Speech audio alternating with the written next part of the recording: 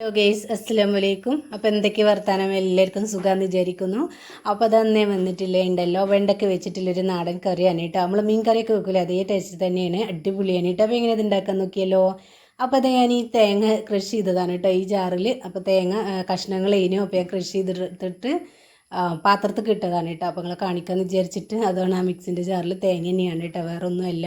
അപ്പോൾ അത് ഞാൻ തേങ്ങ തിരിച്ച് മിക്സിൻ്റെ ജാറിൽ തന്നെ ഇട്ടിട്ടുണ്ട് കേട്ടോ. പിന്നെ ഞാൻ ഇട്ടിട്ടുള്ളത് 3 ചെറുള്ളിയാണ്, അതിട്ട് കൊടുക്കുക. പിന്നെ അത് നമ്മൾ ഇതിലേക്ക് ഒരു അര ടീസ്പൂൺ ജീരകം, അത് വലിയ ജീരകം കേട്ടോ. പിന്നെ ഒരു അര ടീസ്പൂണിൻ്റെ ചോടയിട്ട് മഞ്ഞൾപ്പൊടി, ഒരു ടേബിൾ സ്പൂൺ മുളകും പൊടി, ഒരു ടേബിൾ സ്പൂൺ മല്ലിപ്പൊടി കേട്ടോ. ഇത് 3 ഇടുക. പിന്നെ വലിയ ജീരകമാണ് ഇടേണ്ടത്, അതും കൂടി ഇട്ട് കൊടുക്കുക. പിന്നെ പാകത്തിന് വെള്ളം ഒഴിച്ചിട്ട് നന്നായിട്ട് തന്നെ അരച്ചെടുക്കണം കേട്ടോ.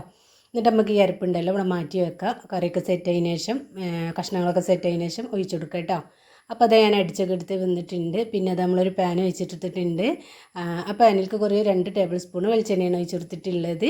പിന്നെ അത് നമ്മൾ ഇതിലേക്ക് ഇട്ട് കൊടുക്കുന്നത് നേരത്തെ കട്ട് ചെയ്ത് വെച്ച വെണ്ടയ്ക്കയാണ് കേട്ടോ. അപ്പോൾ ഞാൻ കുറച്ച് ക്വാളിറ്റിയാണ് കുറച്ചുള്ള കാണിക്കുന്നത്. അപ്പോൾ അത് ഞാൻ കുറച്ച് വെണ്ടയ്ക്ക എടുത്ത് കഷ്ണങ്ങളാക്കി അരിഞ്ഞിട്ടുണ്ട്, ഇതിലേക്ക് ഇട്ട് കൊടുത്തിട്ടുണ്ട് കേട്ടോ. അതിൻ്റെ ഒന്ന് വാട്ടിയെടുക്കാൻ വേണ്ടിയിട്ടാണ്. പിന്നെ അത് നമുക്ക് വേണ്ടത് 2 തക്കാളിയാണ് കേട്ടോ. പിന്നെ നമ്മൾ പുളിവെള്ളം കൂടെ ഒഴിക്കുന്നുണ്ട്. അപ്പോൾ 2 തക്കാളിയും കൂടി എടുത്തിട്ടുണ്ട്, ചെറിയ കഷ്ണങ്ങളാക്കി അരിഞ്ഞെടുക്കുക. അപ്പോൾ അത് നമ്മൾ പിന്നെ വെണ്ടയ്ക്ക ഉണ്ടല്ലോ ഏകദേശമൊക്കെ വഴറ്റി കിട്ടിയിട്ടുണ്ട്. നമുക്കൊരു വേറൊരു പാത്രത്തേക്ക് മാറ്റി കൊടുക്കുക. എന്നിട്ട് ഇതേ പാനിൽ തന്നെ നമുക്ക് തക്കാളിയും പച്ചമുളകും പുളിവെള്ളമൊക്കെ ഒഴിച്ചിട്ടൊന്ന് തിളപ്പിച്ചെടുക്കണം കേട്ടോ. അപ്പോൾ അത് നമ്മൾ വെണ്ടയ്ക്ക മുഴുവനായിട്ടും കോരി എടുത്തിട്ടുണ്ട്. ഇതിലേക്ക് തക്കാളിയാണ് ഇട്ടെടുത്തിട്ടുള്ളത്. പിന്നെ നമ്മൾ കുറച്ച് പുളിവെള്ളത്തിട്ടിനു ആ വെള്ളം കൂടെ ഒഴിച്ച് കൊടുക്കണം, നല്ല പിഴിഞ്ഞതിന് ശേഷം. അപ്പോൾ നമ്മൾ മീൻ കറിയൊക്കെ വെക്കൂലേ, അതേ ടേസ്റ്റ് തന്നെയാണ് കേട്ടോ. അപ്പോൾ അതാണ് നമുക്ക് ഇതിലേക്ക് 2-3 പച്ചമുളകും കൂടെ കീറിയിട്ട് കൊടുക്കണം. അപ്പോൾ അതും കൂടെ ഇട്ടെടുത്തതിന് ശേഷം തക്കാളി ഒന്ന് വേവുന്ന വരെ ഒന്ന് തിളപ്പിച്ചെടുക്കുക കേട്ടോ. പിന്നെ ഉണ്ടല്ലോ നമ്മളെ ചാനൽ ആദ്യമായിട്ട് കാണുന്ന കൂട്ടുകാരാണെങ്കിൽ ഒന്ന് സബ്സ്ക്രൈബ് ചെയ്തേക്കുക. തൊട്ടടുത്ത ബെല്ലൈക്കനോട് അടിച്ച് ഹോളെന്ന ഓപ്ഷനും കൂടെ ഒന്ന് ക്ലിക്ക് ചെയ്ത് വെക്കണേ. അപ്പോൾ അതേ നമ്മൾ തക്കാളിയൊക്കെ തക്കാളിയും പച്ചമുളകും ഒക്കെ ഇട്ടെടുത്തിട്ടുണ്ട് കേട്ടോ. നല്ലോണം തളിച്ചിട്ടുണ്ട്. നമുക്ക് തേങ്ങ അരച്ചിട്ടുണ്ടല്ലോ അതിലേക്ക് ഒഴിച്ച് കൊടുക്കുക. അപ്പോൾ ഞാൻ കുറച്ച് വെള്ളം ഒഴിച്ചിട്ട് ഈ മിക്സിൻ്റെ ജാറും കൂടെ ഒന്ന് വെള്ളം ഒഴിച്ച് ഇതിലേക്ക് ഒഴിച്ച് കൊടുക്കുന്നുണ്ട് കേട്ടോ. അപ്പോൾ നമുക്ക് എത്രത്തോളം ലൂസ് വേണം തിക്ക് വേണം അതിനനുസരിച്ച് വെള്ളം യൂസ് ചെയ്താൽ മതി. അപ്പോൾ ഞാൻ കുറച്ച് ലൂസിലാണ് ഉണ്ടാക്കിയെടുക്കുന്നത്. അപ്പോൾ അത് നമ്മൾ പിന്നെ കറിയൊക്കെ നല്ലോണം തിളച്ച് ഇതിൻ്റെ ഈ പച്ച ടേസ്റ്റൊക്കെ ഒന്ന് മാറുന്ന വരെ നല്ലോണം തിളപ്പിച്ചെടുക്കണം. എന്നിട്ട് വേണം വെണ്ടയ്ക്ക ഇട്ട് കൊടുക്കാൻ വേണ്ടിയിട്ട് ഉപ്പൊക്കെ ഇട്ട് കൊടുക്കുക കേട്ടോ. പാകത്തിന് ഉപ്പ് ഇട്ട് കൊടുക്കുക. അപ്പോൾ അതും കൂടെ ഇട്ട് കൊടുത്തതിന് ശേഷം നമുക്ക് ഇതിലേക്ക് നല്ലോണം തിളച്ച് ഇതിൻ്റെ പച്ച ടേസ്റ്റൊക്കെ മാറുന്ന വരെ തിളപ്പിച്ചെടുക്കണം. എന്നിട്ട് വേണം പിന്നെ നമ്മൾ വെണ്ടയ്ക്ക ഇട്ട് കൊടുക്കാൻ വേണ്ടിയിട്ട്. പിന്നെ ഉണ്ടല്ലോ അതിൻ്റെ മുന്നിട്ട വീഡിയോ ഉണ്ടല്ലോ, ഒരു ഐസ്ക്രീമാണ് കേട്ടോ. ഐസ്ക്രീം എന്ന് പറഞ്ഞാൽ കോണ് ഐസ്ക്രീമാണ് കേട്ടോ, ചോക്ലേറ്റ്. അപ്പോൾ ഒന്ന് കയറി കണ്ടുകൊണ്ടു, കുട്ടികൾക്കൊക്കെ എന്തായാലും ഇഷ്ടപ്പെടും, എന്തായാലും ട്രൈ ചെയ്ത് നോക്കുന്നുണ്ട് കേട്ടോ. അപ്പോൾ ഇഷ്ടപ്പെടാനേ ലൈക്കും ഷെയറും സബ്സ്ക്രൈബും കൂടെ ഒന്ന് ചെയ്യുന്നുണ്ട്. അപ്പോൾ അത് നമ്മൾ കറിയൊക്കെ നല്ലോണം തിളച്ചിട്ടുണ്ട്. നമുക്ക് ഈ സമയത്തുണ്ടല്ലോ വെണ്ടയ്ക്ക ഇട്ട് കൊടുക്കുക കേട്ടോ. നമ്മളൊന്ന് വാട്ടിയെടുത്തതാണ്. അപ്പോൾ ജസ്റ്റ് ഒന്ന് വെന്ത് ഒന്ന് കളർ മാറി കിട്ടിയാൽ മാത്രം മതി, പെട്ടെന്ന് തന്നെ ആയി കിട്ടും കേട്ടോ. അപ്പോൾ ഈസിയാണല്ലേ ഈ വെണ്ടയ്ക്ക കറി ഉണ്ടാക്കാൻ വേണ്ടിയിട്ട്. അപ്പോൾ എന്തായാലും ഒന്ന് ട്രൈ ചെയ്ത് നോക്കുന്നുണ്ട് കേട്ടോ. അപ്പോൾ അതായത് നമ്മൾ കറിയൊക്കെ നല്ലോണം തിളച്ച് നമ്മൾ വെണ്ടയ്ക്കൊക്കെ ഒന്ന് വെന്ത് വന്നാൽ നമുക്ക് ഗ്യാസ് ഓഫാക്കാം. പിന്നെ നമുക്ക് ഇതിലേക്ക് താളിച്ച് പോരാണ് ചെയ്യുന്നത്.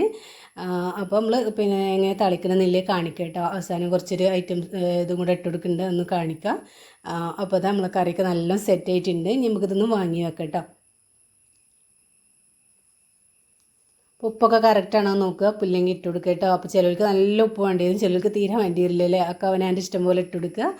അപ്പോൾ ഇവിടെ കുറച്ചൊക്കെ അത്യാവശ്യം ഉപ്പ് വേണം കേട്ടോ. അപ്പോൾ ഞാൻ കുറച്ച് ഉപ്പ് കമ്മി ഉണ്ടെങ്കിൽ അത് ഇട്ട് കൊടുത്തിട്ടുണ്ട്.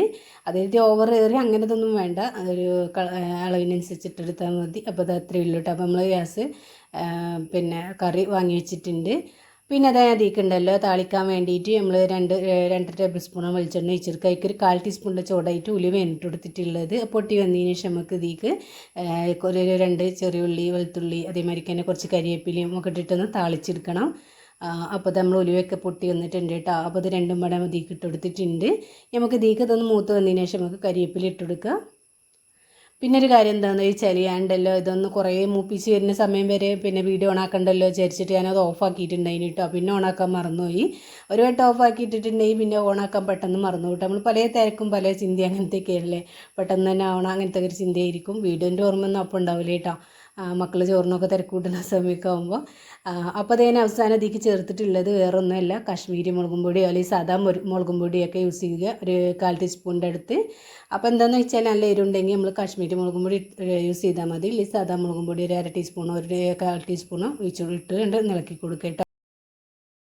അപ്പോൾ അതാ ഇങ്ങനെ മുളക് പൊടിയൊക്കെ അവസാനം പിന്നെ എണ്ണയിലിട്ട് മൂപ്പിച്ച് പറഞ്ഞാൽ ഒന്നുകൂടി ടേസ്റ്റ് കൂടുതലാണ് കേട്ടോ, ഒരു വേറൊരു ടേസ്റ്റ് ആയിരിക്കും. അപ്പോൾ എന്തായാലും അതൊന്ന് ട്രൈ ചെയ്ത് നോക്കുക.